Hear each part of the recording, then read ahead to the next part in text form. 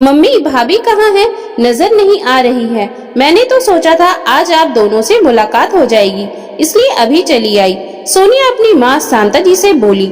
शांता जी बोली, बेटा तेरी भाभी को काम ही क्या है, बस दिन भर अपने कमरे में पड़ी आराम फरमाती रहती है। तू तो जानती ही है कि मुझे तो दोपहर में नींद भी नहीं आती, इसलिए जगती रहती हूँ। अच्छा हुआ तू आ गई, वरना मुझसे बातें करने वाला यहाँ है ही कौन। पूरी दोपहर टीवी देखकर गुजार देती हूँ। तेरी भाभी तो रसोई का काम निपटा नहीं कि तुरंत अपने कमरे में घुस जाती है, फिर चाय के समय ही बाहर आती है। सोनिया बोली, मम्मी आपने भाभी को कुछ ज्यादा ही सर चढ़ा कर रखा है, इसलिए काम निपटा कर अपने कमरे में सोने चली जाती है। कभी बहू की लगाम अपने हाथों से छोड़नी नहीं चाहिए, वरना हमें ही भारी पड़ता है। मम्मी विक्रम भैया तो भाभी की बातों में नहीं आते हैं ना? शांता जी बोली, अरे बेटा, शादी के बाद अपना बेटा अपना कहाँ रहता है, वह भी पत्नी के सुर में सुर मिलाने लगता है।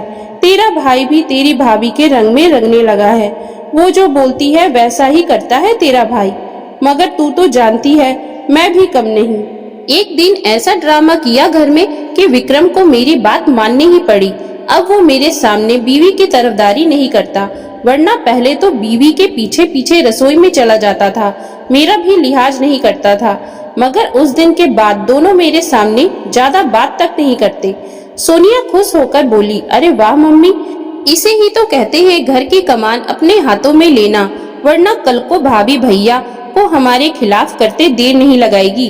अच्छा किया आपने जो समय रहते ही रोक लिया दोनों को। अब बेडरूम में उन्हें जैसे रहना है रहे, मगर हमारे सामने एक दूसरे से दूर रहे, वरना भाई अगर पूरे घर में भाभी के पीछे पीछे घूमेगा तो हमारी क्या कदर रह जाएगी। शांता जी बोली, हाँ सोनिया, शुरुआत में यही तो हो रहा था घर में, मगर अब सब ठीक है। और बेटा तू बता, तेरा कैसा चल रहा है तेरे ससुराल में? सोनिया बोली, मम्मी आपके दामाद पुलकित को तो आप जानती ही हैं, कैसे मेरी हाँ में हाँ मिलाते हैं। बस उनका साथ है तो ससुराल में दिल लग जाता है, वरना मेरी सास और नंद को तो आप जानती ही हैं, पुलकित के सामने तो मेरी सास और नंद को भी चुप बैठना पड़ता है। मम्मी पुलकित मेरी बुराई बिल्कुल भी नहीं सुन सकते।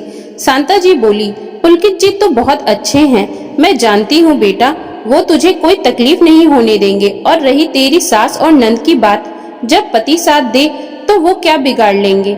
मैं बड़ी किस्मत वाली हूँ कि मुझे ऐसा दामाद मिला है जो मेरी बेटी को खुश रखता है। सोनिया और शांता जी बातें कर ही रही होती हैं कि अंदर से प्रीति आ जाती है और कहती है, अरे दीदी आप कब आई? शांता जी बोली, बहू तू तो अपने कमरे में आराम फरमा रही थी, सोनिया तो कब की आई हुई है, मगर तुझे फुर्सत ही कहाँ है तेरे कमरे से निकलने की।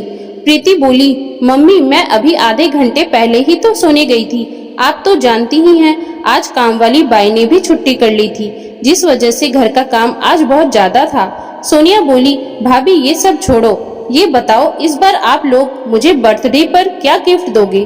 प्रीति बोली, दीदी गिफ्ट आपके भैया ही देंगे, मैं थोड़ी नौकरी पर जाती हूँ। शांता जी बीच में ही प्रीति को टोकते हुए बोली, बहू विक्रम तो सोनिया को गिफ्ट देता ही रहता है, इस बार सोनिया तुमसे गिफ्ट मांग रही है तो तुम्हारा फर्ज बनता है कि तुम सोनिया को कुछ गिफ्ट दो। प्रीति बोली, मगर मम्मी जी मैं। शांता जी बोली, अरे बहू तेरे मायके से जो तुझे सोने की अंगूठी मिली है अभी हाल में ही, वही दे दे सोनिया को। प्रीति बोली, वह अंगूठी तो मेरी माँ की आखिरी निशानी है। मम्मी जी आप तो जानती हैं अभी 1 साल पहले ही माँ का देहांत हो गया, माँ ने भाई भाभी से वो अंगूठी मुझे देने के लिए कहा था। सोनिया बीच में ही बोल पड़ी, मुझे वैसे भी सोने की अंगूठी नहीं चाहिए मम्मी, आजकल तो डायमंड का जमाना है, इस बार तो मुझे गिफ्ट में डायमंड ही चाहिए। शांता जी बोली, बहू अपने भाई से गिफ्ट में इस बार डायमंड मांग लेना और कह देना कि तुम्हें तुम्हारी ननद को गिफ्ट करना है। प्रीति बोली, मम्मी जी मैं सोनिया दीदी को गिफ्ट देने के लिए मेरे मायके वालों को तो परेशान नहीं कर सकती ना। शादी के इतने सालों बाद भी अपने मायके से चीजें मांगना अच्छा लगता है क्या? शांता जी बोली, इसमें अच्छा लगने की क्या बात है बहू, ससुराल वाले तो बहू के मायके से मांगते आए हैं और मांगते रहेंगे। प्रीति बोली, आज के जमाने में ऐसे खोखले विचार कोई नहीं रखता है मम्मी जी। अच्छा मैं रसोई से आप लोगों के लिए चाय नाश्ता लाती हूँ।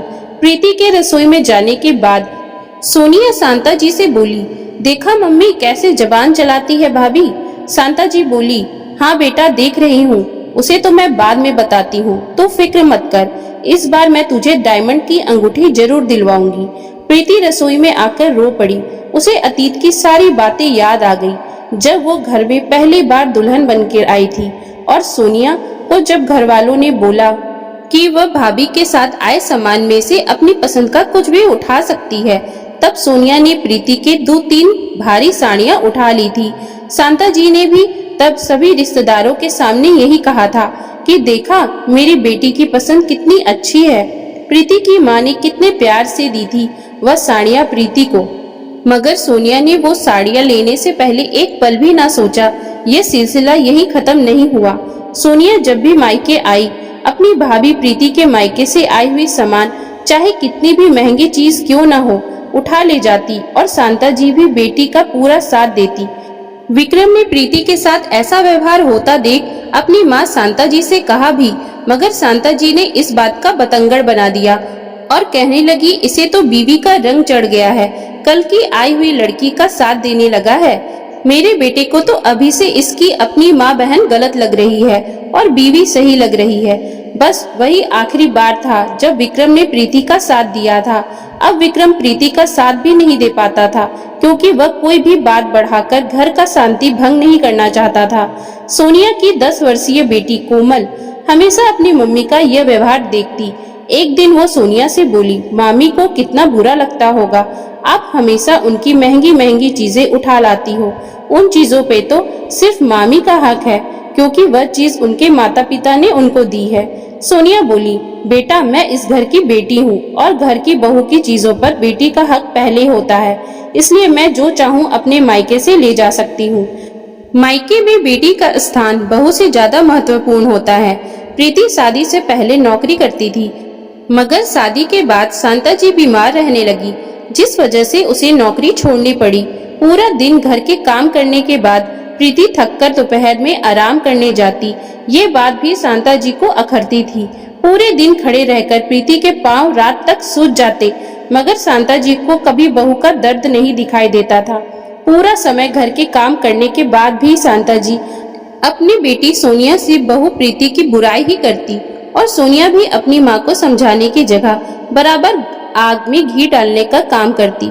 शांता जी का साथ पाकर सोनिया भी प्रीति की इज्जत नहीं करती थी। हाँ, बस गिफ्ट बराबर मांगने चली आती थी। अरे अभी तक चाय नाश्ता नहीं बनाया बहू, शांता जी चिल्लाई। शांता जी की आवाज से प्रीति अपने पुरानी सोच से बाहर आई और प्रीति ने जल्दी जल्दी चाय कप में डाली और नाश्ता प्लेट में निकालकर बाहर ले आई। शांता जी बोली, सोनिया मैं कहती थी ना कि हर काम आराम से करती है तेरी भाभी, अब देख चाय नाश्ता बनाने में ही कितना समय लग गया इसे। फिर सोनिया ने चाय नाश्ता किया और फिर अपने ससुराल के लिए रवाना होने लगी। फिर जाते समय बोली, भाभी इस बार डायमंड की अंगूठी याद रखिएगा। प्रीति कुछ नहीं बोली, क्योंकि अपने भाई भाभी से नंद के लिए उपहार मांगना उसे सही नहीं लग रहा था। 2 दिन बाद शांता जी का बर्थडे था, जिसमें सोनिया भी मायके आई थी। सोनिया को आज उदास देखकर शांता जी बोली, क्या हुआ बेटा, आज तेरा चेहरा क्यों उतरा हुआ है? सोनिया बोली, क्या बताऊं मम्मी, मेरी सास ने मेरा जीना हराम कर रखा है। 6 दिन बाद मेरी नंद का बर्थडे आने वाला है और मेरी सास ने मुझे लिस्ट थमा दी है, कहा है तेरी मम्मी से ये सामान ले आना। और थोड़े दिनों पहले मम्मी जी कह रही थी क्यों ना हम अपनी बेटी को एक कार गिफ्ट में दे दे। मुझे तो डर है कि कहीं मम्मी जी मुझे ही आप लोगों से कार मांगने को ना कह दे। मम्मी मेरी नंद का जब मन करता है मुंह उठाकर मायके चली आती है। मैं तो तंग आ गई हूँ इन सास नंद के झमेले से। मेरी नंद भी बिल्कुल कम नहीं है, जब देखो भाभी गिफ्ट करती रहती है और मेरी सास ने तो अपनी बेटी को सर पर चढ़ा रखा है, जिसका परिणाम मुझे भुगतना पड़ता है। शांता जी बोली, कैसे बेकार लोग हैं तेरे ससुराल वाले, उन्हें इतनी भी समझ नहीं कि बहू के मायके वालों से गिफ्ट कैसे मांग सकते हैं। और अब नंद को जो भी चाहिए अपने पति से ले, अपनी भाभी से भला कौन गिफ्ट मांगता है? कार लेना है तो अब तुम्हारी नंद के पति का फर्ज बनता है, तुम्हारा नहीं। सारी गलती तेरी सास की है, उन्होंने ही अपनी बेटी को इतना सर पर चढ़ा रखा है। प्रीति ये सब सुनकर बोली, मम्मी जी दे दीजिए ना सारा सामान जो दीदी के ससुराल वाले मांग रहे हैं। शांता जी बोली, बहू ये क्या कह रही हो तुम? तुम्हारा दिमाग तो खराब नहीं हो गया है? प्रीति बोली, आपको बुरा क्यों लग रहा है मम्मी जी? आप और दीदी भी तो अब तक यही कर रहे थे।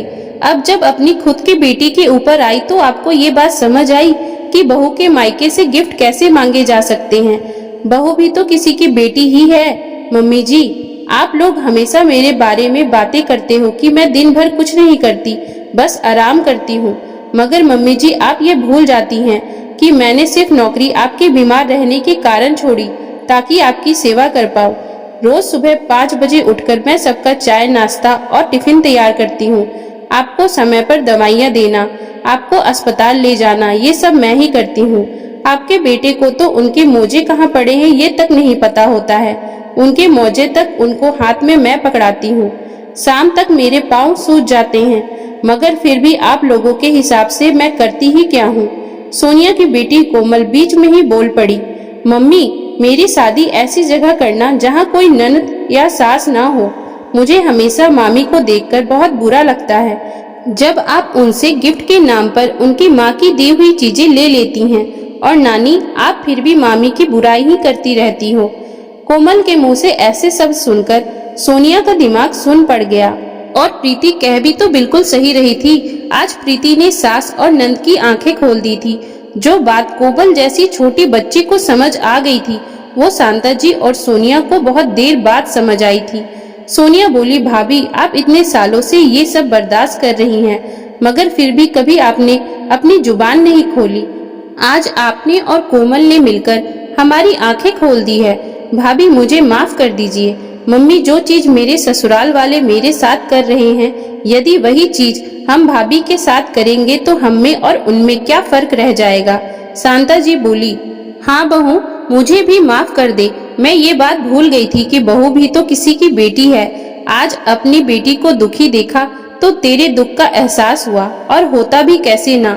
जब इंसान की खुद पर पड़ती है तो फिर उसे सब समझ आ जाता है। प्रीति बोली, मम्मी जी और दीदी, आप लोगों को अपनी गलती का एहसास हुआ, मेरे लिए यही काफी है। आप लोग बैठिए, मैं आप लोगों के लिए खाना बनाती हूँ। सोनिया बोली, भाभी, मैं भी इस घर की बेटी हूँ, कोई मेहमान नहीं। वैसे भी आप हमेशा घर के सब काम करती रही, फिर भी मम्मी और मैंने आपको कभी सम्मान नहीं दिया। आप आराम से बैठो, आज मैं आप सभी के लिए खाना बनाऊंगी। घर में खुशनुमा माहौल था। बरसों बाद प्रीति को घर में वह सम्मान मिला था जो हमेशा बेटी को मिलता आया था। दोस्तों, अक्सर घरों में देखा जाता है कि घर की बेटियों के आगे बहू की कीमत कुछ नहीं समझी जाती, मगर लोग ये भूल जाते हैं कि आप जैसा दूसरों की बेटियों के साथ करते हो, वैसा आपकी बेटी के साथ भी हो सकता है। इसलिए बहू और बेटी में कभी भेदभाव ना करे, दोनों को एक समान दर्जा दे। एक इस घर से विदा हुई है तो दूसरी इस घर में आपके लिए विदा होकर आई है। दोनों ही आपके घर की लक्ष्मी हैं।